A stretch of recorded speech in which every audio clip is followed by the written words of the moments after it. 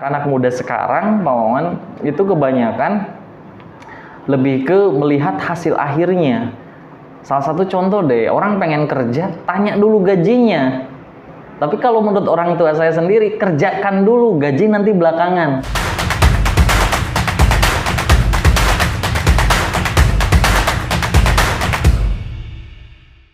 Assalamualaikum warahmatullahi wabarakatuh. Waalaikumsalam warahmatullahi wabarakatuh. Sampurasun.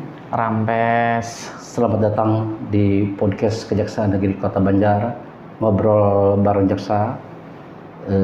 Yang pada sesi ini akan mengambil tema membaca peluang di era digital. Pada saat ini kami menghadirkan bintang tamu YouTuber sukses Kota Banjar, di mana beliau ini mampu membaca peluang-peluang dari sisi ekonomi, juga dari sisi publikasi, sehingga menjadi disebutlah namanya Ian Kreator, begitu kan? Iya. Saat ini kan media sosial merupakan satu kebutuhan yang dianggap sangat pokok lah gitu. Pokok. Ya, sehingga karena media sosial itu mampu membentuk opini publik, interaksi sosial, juga komunikasi yang cepat dan mudah, juga menjadi satu tempat hiburan, juga tempat informasi. Kalau Pak Ian dengan visi Pak Iannya mampu menjadi satu peluang usaha dan untuk peningkatan ekonomi. Untuk itu dimohon berbagi cerita sama kita bagaimana Pak Ian mampu melangkah seperti sekarang ini. Oke, sebelumnya saya ngucapin terima kasih ya udah diundang di podcast ini. Memang kalau berbicara media sosial, banyak sekali peluang di saat ini ya. Entah itu dari media sosial apapun itu banyak sekali peluang. Dan banyak orang-orang yang dijadikan hanya sebatas hiburan, tapi bagi orang-orang yang cerdas itu bisa dijadikan untuk mencari cuan. Kalau bahasa anak muda sekarang itu kan cuan ya kan. Nah, untuk mencari penghasilan, karena dengan minimnya lapangan pekerjaan setiap daerah tersendiri, itu dengan adanya media sosial itu ini sangat membantu sebetulnya, Pak. Sangat-sangat membantu. Ya, dan kalau ngelihat ke background saya, memang dulu itu saya seorang marketing. Jualan, iya, door to door pernah, dari mulai elektronik, terus ke marketing alat kesehatan, dan bukan hanya di situ aja, bangunan semua saya sudah digeluti, sudah pernah kerja kasar seperti itu. Dan kebetulan sebetulnya adanya saya di YouTube itu bukan karena tergiur dengan uangnya di awal-awal, tapi saya ingin berbagi karya. Dan pada waktu itu saya masih ingat konten awal mula saya itu adalah konten yang masih dibilang gado-gado, belum punya jati diri. Iya, dan kalau untuk sekarang sih kan orang-orang mengenalnya konten kreator ya di dunia misteri. Cuman banyak sekali konten-konten yang lain yang saya geluti juga di situ. Seperti itu, Pak Wawan. Dan mengingat karena saya itu bukan dari orang berada, dan saya dibesarkan juga dari seorang nenek,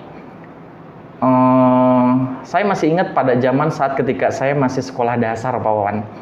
Jadi pada umumnya anak-anak itu datang ke sekolah itu untuk menuntut ilmu, tapi di satu sisi ada bekal yang diberikan. Seperti itu ya, Pak Wawan ya. Nah, cuman untuk saya sendiri beda dengan anak-anak yang lain nasibnya gitu. Mungkin kalau orang lain, orang tuanya pekerja, terus kerja, pokoknya punya penghasilan yang cukup pada waktu itu mungkin untuk orang tua teman-teman saya. Tapi untuk saya sendiri sangat-sangat minim. Dan ketika saya berangkat sekolah, saya terpaksa harus sambil jualan gorengan, baru saya bisa mengambil dari keuntungan jualan gorengan untuk jajan. Dan mungkin orang-orang ketika ngelihat saya sekarang, wah ini pasti pendidikannya tinggi nih. Padahal enggak, Pak Wawan.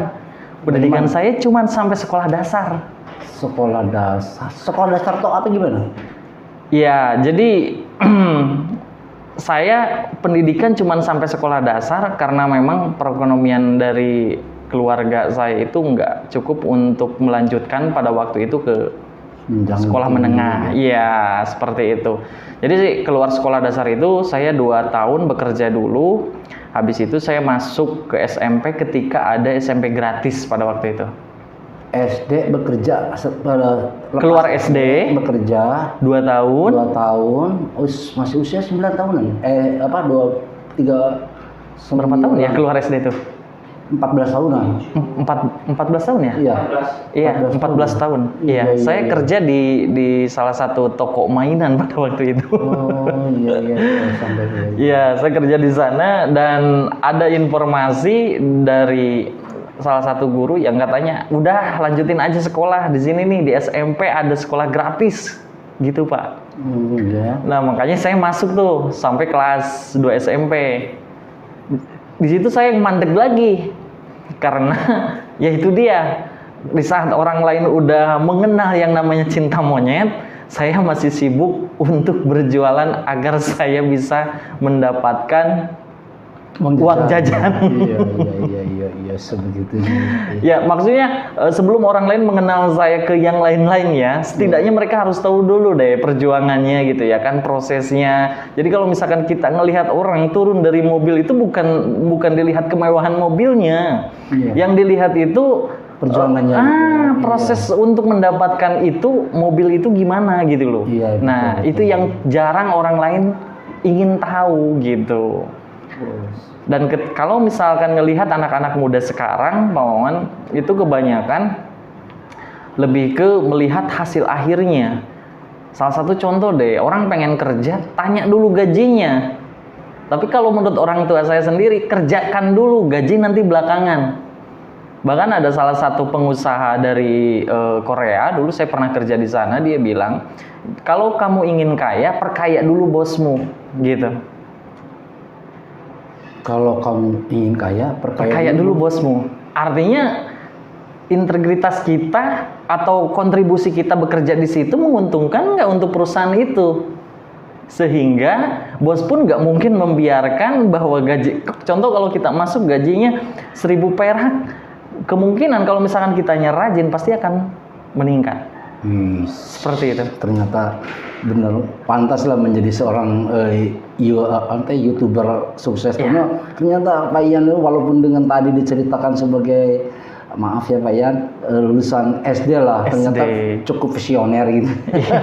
Terus sekarang ini konten-konten yang buat sama Pak Ian untuk konten apa aja ya?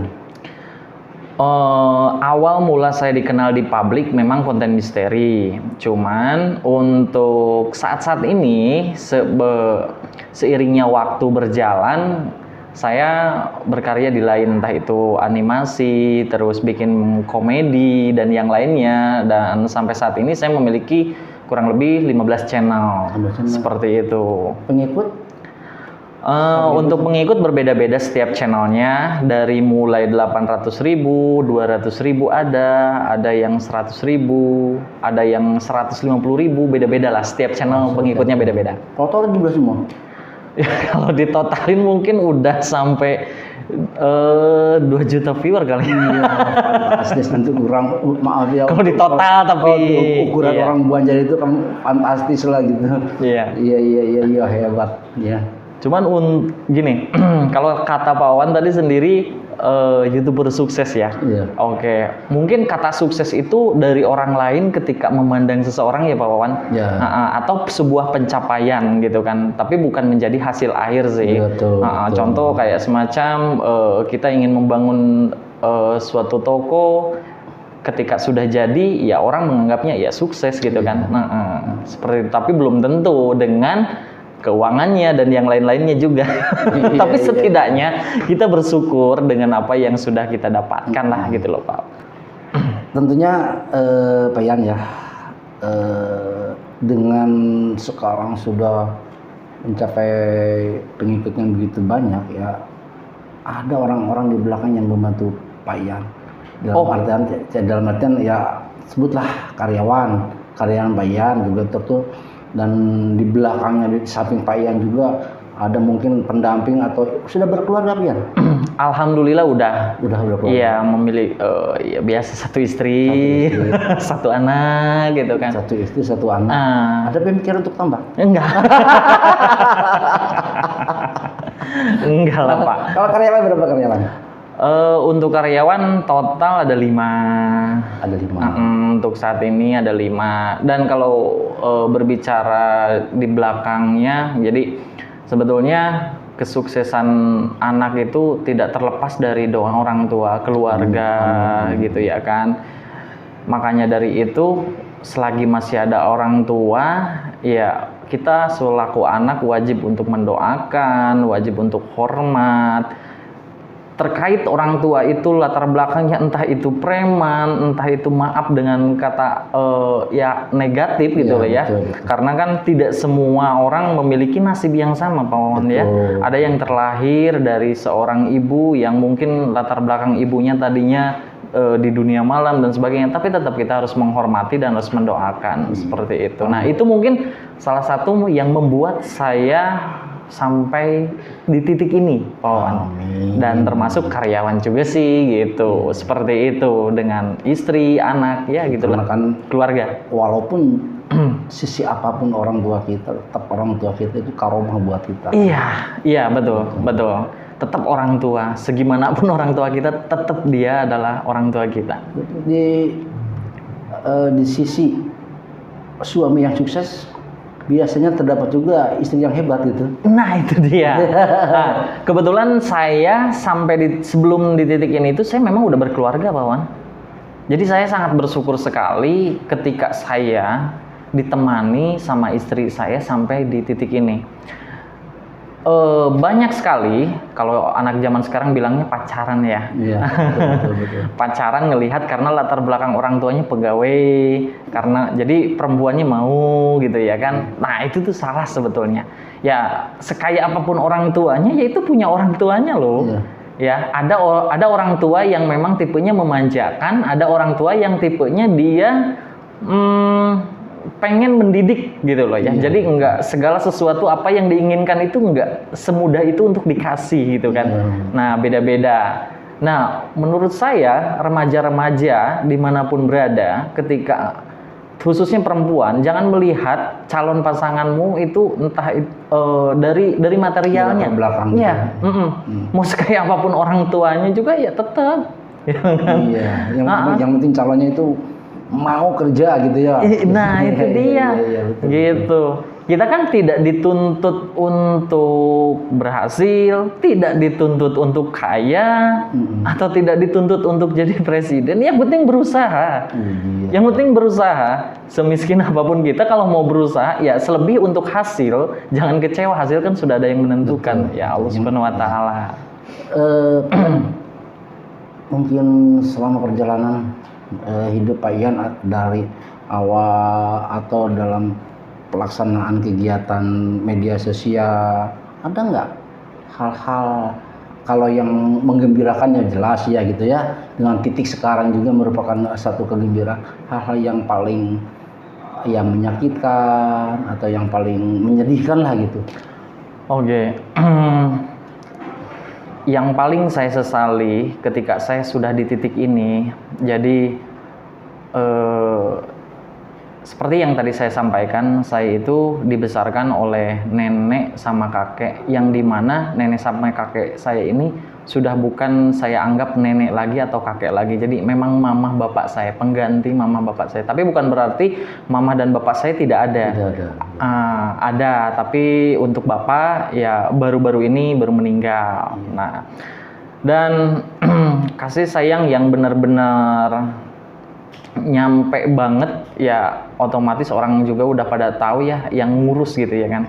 Nah, bukan saya nggak sayang sama kedua orang tua saya yang meskipun nggak ngurus ya tetap sayang gitu kan. Cuman sayangnya pasti ada perbedaan ya Pak. Betul, seperti itu.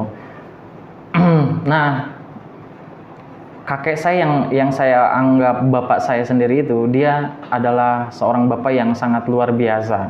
Dia jarang bergaul sama tetangga, jarang ngomongin orang, dan bapak saya pernah berpesan, sejahat apapun orang lain kepada kita, ya kita jangan berusaha untuk membalasnya. Betul. Dan ketika saat itu hal yang menyedihkannya, saya waktu masih di marketing, bapak saya meninggal, dikabarkan, dan saya berada di Jawa Tengah. Dan saat ketika saya diberikan kabar bapak saya meninggal, saya tidak ada uang sepeser pun untuk balik. Yang seharusnya itu dikabarkan pada maghrib, yang seharusnya malam itu saya pulang. Saya di kampung orang pinjem ke sana ke sini, tidak ada satupun yang ngasih. Sampai segitunya Pak Wawan. Alhasil saya bisa balik itu pada hari esoknya, dan bapak saya sudah disemayamkan langsung ke pemakaman atau TPU. Dan disitulah terpukulnya saya. Dan bapak saya itu, ya kakek saya yang saya anggap bapak itu, dia termasuknya paling manja kepada saya. Apa-apa pengen sesuatu hal kecil dari hal yang terkecil, dia selalu seperti kayak pengen dimanja oleh saya. Jadi ketika saya sampai detik ini, hal yang sangat saya sayangkan adalah ketika orang tua sudah tidak ada. Maksudnya bapak saya itu sudah tidak ada. Tapi alhamdulillah kalau mama masih. Seperti itu Pak Wawan. Kita kembali ke masalah media sosial. Apa yang melatar belakangi ya sehingga Pak Ian, udah saya di sini aja lah, saya total di media sosial jadi konten kreator. Oke. Sebetulnya ini terkait dengan pekerjaan saya yang dulu. Jadi dulu saya pernah dipercayai menjadi, ketika saya jadi marketing itu, saya naik tingkatan sampai menjadi manajer marketing pada waktu itu. Saya memiliki nominal, nggak apa-apa ya disebutin. Iya. Ini kan untuk jadi motivasi. Dulu waktu di manajer marketing kurang lebih di angka 10 juta per bulan. Nah, saya pertama kali saya terjun di dunia YouTube, saya mendapatkan 3 juta per bulan. Maksudnya gajian pertama saya itu 3 juta. Iya. Namun di situ saya punya pemikiran, selama ini saya selalu ngikut kerja dengan orang lain dan pernah berpikir ingin punya usaha sekecil apapun, tapi saya menjadi bosnya gitu. Nah, ketika saya mendapatkan peluang di YouTube dan mendapatkan gaji pertama 3 juta itu, saya memutuskan resign dari pekerjaan saya, meninggalkan yang gajinya 10 juta per bulan menjadi 3 juta itu. Akhirnya saya pulang dan koordinasi sama istri, oke lah kita pulang aja. Itu yang membuat saya terjun ke YouTube sih. Tapi istri waktu itu menyetujui, kan berisiko hanya dengan gaji mengorbankan gaji 10 juta, sementara dengan angan-angan yang masih dengan 3 juta, kesananya kan masih angan-angan. Iya, tapi uang itu kan hanya alat Pak. Hanya alat saja. Kita mau punya uang 100.000 pun bisa dibuat berhari-hari kalau kitanya bisa mengirit. Jadi sebetulnya memang sih sifat manusia itu memang tidak pernah puas ya. Iya. Itu wajib kita mengiyakan gitu ya kan, betul, sifatnya uang itu. Tapi sebagai manusia, kalau kita bisa bersyukur, sekecil apapun yang kita dapatkan itu akan cukup. Betul. Dan jangan pernah takut miskin, Allah akan memberikan kecukupan sesuai dengan kebutuhan kita. Ternyata banyak hal yang didapat dari Pak Ian ini, benar-benar Pak Ian ini seorang bisa dikatakan juga filosofi, visioner gitu, sehingga mampu membaca masa depan dengan yang ini yang harus dikerjakan, yang ini, dan bagaimana berinteraksi dengan berbagai lapisan dari latar belakang marketing itu ya. Apa sekarang tujuan Pak Ian setelah pada titik hari ini? Yang pertama, adanya saya dikenal di publik, ya meskipun tidak dikenal-kenal banget, hanya penikmat dan pecinta misteri, dan kebetulan saya berada di Kota Banjar. Saya berharap anak-anak muda yang khususnya di Kota Banjar mau berkarya sesuai dengan kemampuannya. Dan terkait sempitnya lapangan pekerjaan, oke lah, ayo semuanya kita nyoba deh. Ada aplikasi A, B, C, D yang bisa kita geluti di situ. Dan saya pengen mereka menilai saya bukan dari sisi negatifnya. Ada peribahasa kayak 1000 kebaikan akan kalah dengan 1 keburukan. Betul. Seperti itu.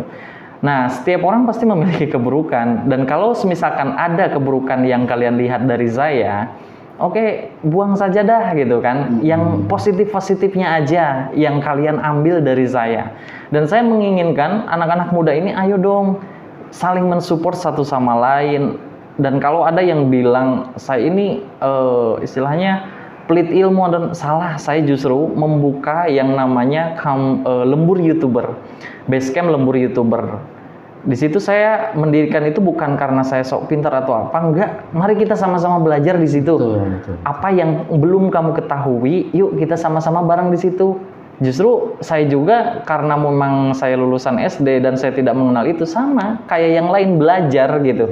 Dengan membagi ilmu kan biasanya akan bertambah ilmu gitu. Nah, ya pada prinsipnya jangan takut miskin lah, dan jangan takut persaingan. Karena rezeki udah ada yang ngatur. Dan terus ketika sampai di titik ini, selain daripada itu, saya pengen membagikan orang-orang terdekat saya, khususnya keluarga, tetangga, dan orang-orang yang mengenal saya, sekemampuannya saya. Kalau memang ada yang bisa saya bantu dengan segala sesuatu. Kan bentuk bantuan itu kan, orang kalau berbicara bantuan itu lebih ke menjurusnya ke materi. Iya. Bantuan itu ada mulai dari awal doa, bantuan ide, pikiran, saran, baru materi gitu. Betul. Tapi yang diketahui orang-orang kan bahasa bantuan itu lebih ke langsung ke menjurusnya materi ya Pak. Betul. Iya. Sebagaimana barusan diungkapkan sama Pak Ian, konten kreator di Kota Banjar ini, jadi khusus untuk para pemuda atau milenial bisa berguru ke Pak Ian, dan juga untuk para pencinta media sosial juga yang katakanlah sudah mencapai usia gitu ya, juga mungkin karena berguru itu tidak harus memandang usia gitu ya Pak Ian. Ya Pak Ian membuka diri dan membuka yang dinamakan lembur YouTuber. Iya, kita sama-sama belajar lah. Pak Ian, mohon maaf ya, sangat mohon maaf nih, bukan mau membuka dapur Pak Ian, bukan ini ya, maaf ya, mohon maaf. Ini mah sebagai motivasi aja buat yang nanti kita nonton podcast ini. Seberapa sih pendapatan income Pak Ian rata-rata per bulan? Mohon maaf Pak Ian, bukan mau buka dapur Pak Ian ya. Oke. Untuk pendapatan ya, sebelum saya jawab itu, pertama-tama tentunya mungkin dari podcast ini orang-orang akan ada yang bergerak untuk terjun di dunia media sosial ya, entah itu YouTube dan yang lainnya. Pesan dari saya, kalian di media sosial apapun jangan terlalu terfokus dengan nominal. Seperti yang tadi saya bahas, jangan ngelihat gajinya berapa dulu dah. Kerja dulu gitu. Lakukan dulu apa yang kamu bisa di situ, senyaman mungkin, ya. Iya. Karena kalau semisalkan, kenapa sih nggak boleh mengingat dengan gajinya dulu atau mengejar uang dulu? Ya tidak munafik, pada ujungnya pasti akan ketemu dengan nominal ya pada ujungnya. Tapi tetap nanti akan ada kekecewaan ketika niatan awal untuk mencari cuan dan itu tidak terrealisasi yang akhirnya Iya. nanti karya kamu akan stop di situ. Seperti itu, Wawan. Dan semuanya bertahap. Dan di YouTube itu seperti kayak roda berputar. Tidak selamanya gaji itu nanti di situ terus. Tadi saya bilang awal pertama saya gajian 3 juta, naik 7 juta gitu, nanti turun lagi bisa sampai 1 juta gitu kan. Nah, orang bilang ke saya, "Kamu channel sampai 15 channel, kamu kok ragu sekali," gitu kan. Nah, ya. Nggak menyediakan buat orang, loh YouTube aja tidak melarang untuk saya membuat ratusan channel kok, bebas ya. Nah di sini gini, cara berpikir saya gini, kalau dari satu channel saya mendapatkan nominal uang misalkan taruhlah 5 juta, berarti 15 channel kita sudah dapat berapa, seperti itu.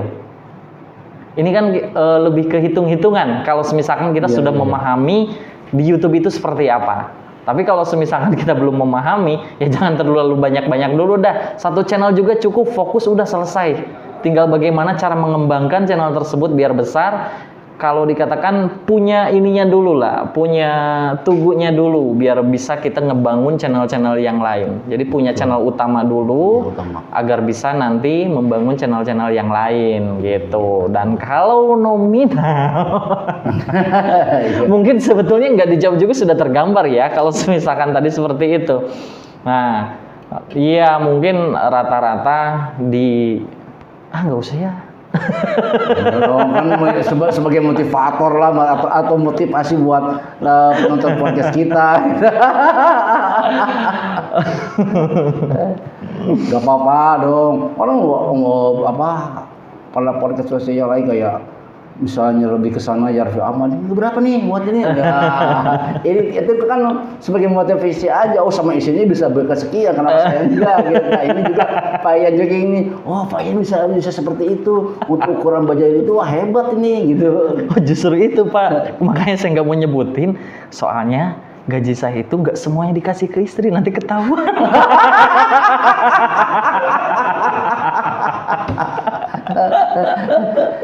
Di angka 8? Iya, gitu. Iya. Betul. Berarti hampir 10% gaji saya gitu. Ya, begitu. Terima kasih Pak Ian atas bincang-bincangnya. Mungkin Pak Ian juga banyak waktu yang akan dilaksanakan pada kegiatan-kegiatan yang lain. Inti dari permasalahan ini yaitu lakukan apa yang bisa, uang nanti menyusul, begitu kan? Betul. Terus jadi istilahnya proses tidak akan mengkhianati hasil.